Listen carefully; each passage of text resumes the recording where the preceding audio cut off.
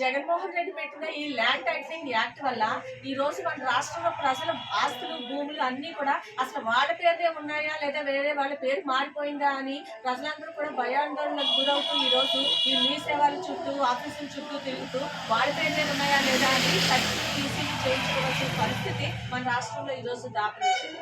ఈ జగన్మోహన్ రెడ్డి పెట్టిన ఈ ల్యాండ్ టైటిలింగ్ యాక్ట్ లో ఏంటంటే మన భూమి మన ఇల్లు కానీ మన భూమి కానీ ఆస్తి కానీ మనకు తెలియకుండానే రిజిస్ట్రేషన్ చేసుకునే అవకాశం ఉంది ఇందులో.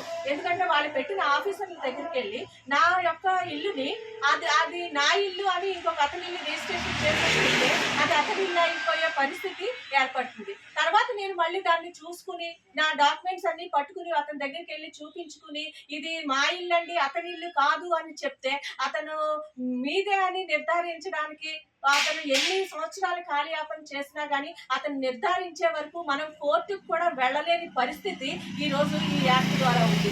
అసలు 3 సంవత్సరాలు తిప్పుతాడా మనల్ని మీ ఇల్లే అదే అని చెప్పడానికి 4 సంవత్సరాలు తిప్పుతాడా అని ఈ జగన్మోహన్ రెడ్డి పెట్టినటువంటి ఈ ఆఫీసర్ల చేతిలో ఉంటుంది అనమాట.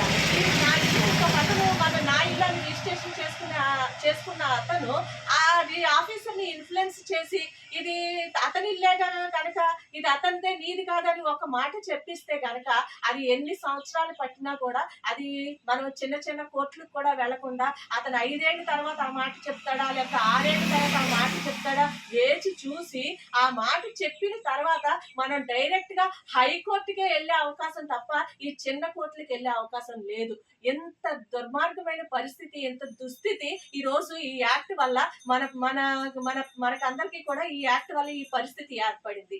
మనం ఏ పాపం చేసి ఒక్క ఛాన్స్ అంటే ఈ జగన్మోహన్ రెడ్డిని అధికారంలోకి తెచ్చామో ఈ రోజు మన ఆస్తుల్ని కూడా రాత్రి నిద్ర లేకుండా కాపాడుకోవడానికి మనం ఎంత తాపత్రయపడినా కూడా మనకు తెలియకుండానే ఇంకొకరికి కొట్టేసే అవకాశం ఈ యాక్ట్ లో ఉంది. కాబట్టి రాష్ట్ర ప్రజలందరూ కూడా అర్థం చేసుకోండి.